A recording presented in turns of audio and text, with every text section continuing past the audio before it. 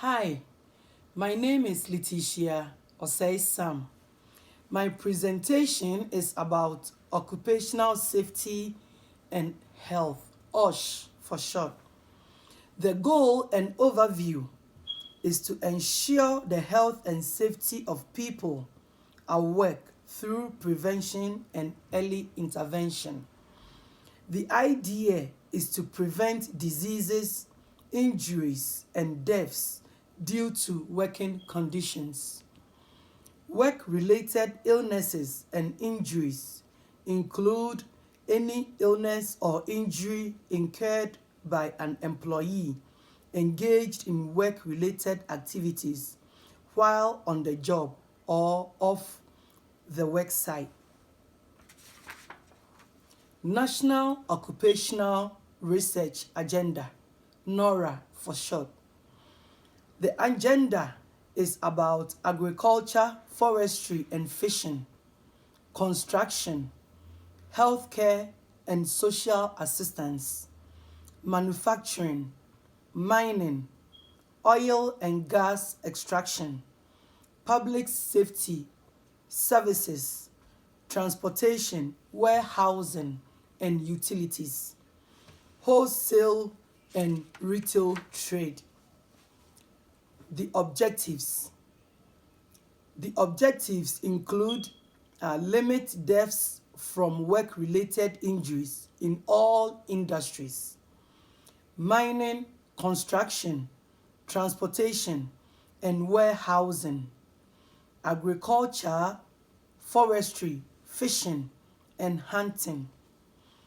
Another objective is to limit work-related injuries in private sector industries, resulting in medical treatment or restricted work activity.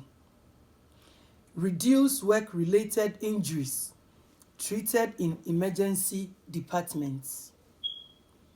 Reduce work-related injuries among adolescent workers.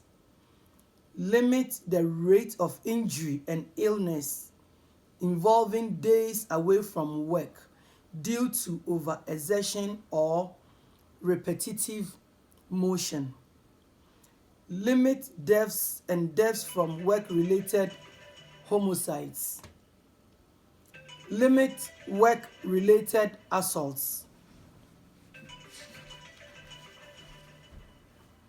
Limit the number of persons who have elevated blood lead concentrations from work exposures.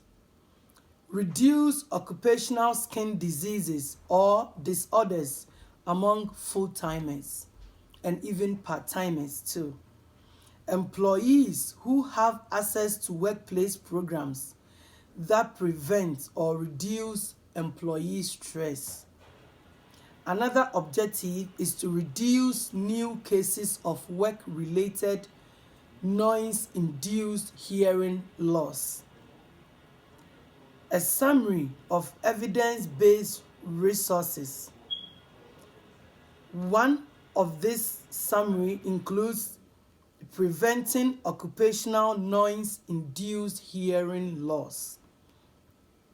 This systematic review assessed the effectiveness of non-pharmaceutical interventions. It is for preventing occupational noise exposure or occupational hearing loss.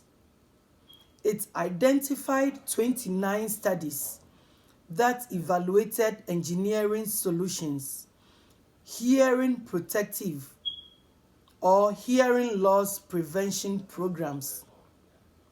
It found moderate quality evidence that training in the proper use of earplugs significantly reduces short-term noise exposure. Non-pharmacological interventions for sleepiness and sleep disturbances.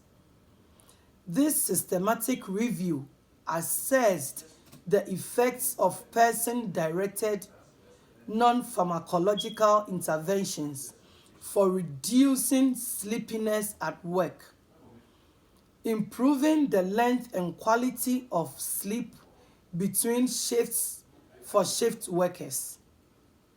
It identified 17 trials that evaluated exposure to bright light, napping, or other interventions such as exercise or sleep education. Another area is preventing occupational stress in healthcare workers, such as RNs. This systematic review evaluated the effectiveness of work and person-directed interventions in preventing work-related stress. The studies evaluated cognitive behavioral training (CBT), mental and physical relaxation, combined CBT and relaxation, and organizational interventions. Organizational interventions included changes in work conditions, increasing communication skills, and changing schedules. It concluded that CBT, mental and physical relaxation, and changing work schedules can reduce stress. Workplace interventions for reducing sitting at work. Physical inactivity at workplaces, particularly increased sitting, has been linked to increases in cardiovascular diseases, obesity, and overall mortality. Effects of workplace interventions to reduce sitting compared to no intervention or alternative interventions. The studies evaluated physical workplace changes, policy changes, information and counseling, interventions, and multi-component interventions. Interventions included sit-stand desks and the introduction of walking during breaks. It found evidence that sit-stand desks may decrease workplace sitting by 0.5 to 2 hours per day. Clinical recommendations. Difficulty initiating and maintaining sleep is one of the most common health complaints. About 35 to 50% of people experience occasional insomnia symptoms.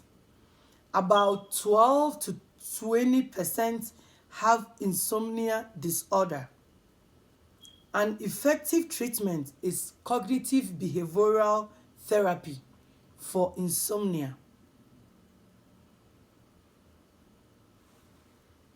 A non-pharmacological, evidence-based intervention targeted at changing sleep behaviors. Clinical recommendation. Noise measurement results are reported in units of A-weighted decibels. These units are used due to the very large range of sound pressure levels that can be heard by the human ear. A whisper is 30 decibels. A normal speaking voice is 60 decibels. A powered lawn mower is 90 decibels. And a jet engine during takeoff is 140 decibels. The OSHA standard is specified at 85 decibels for 8 hours each day. The clinical recommendation. Occupational noise exposure regulations and recommendations are designed to prevent hearing loss from exposures to high noise levels. However, noise exposures lower than those that may cause hearing loss also can be disruptive to work. Staying safe at work is very important. Reduce your chances of getting hurt. Lift things safely. Use your legs if possible instead of using your back. Arrange your work area to fit your body. U.S. Department of Health and Human Services is recommending that each and everyone take good care of him or herself during work. Get enough sleep. Eat a healthy diet. Stay active. Manage your weight. Take steps to manage stress. Take short breaks and stretches. Wear your protective equipment. Ask about available health resources at work. For instance, gym, massage therapy, counseling. Ask questions when you need to.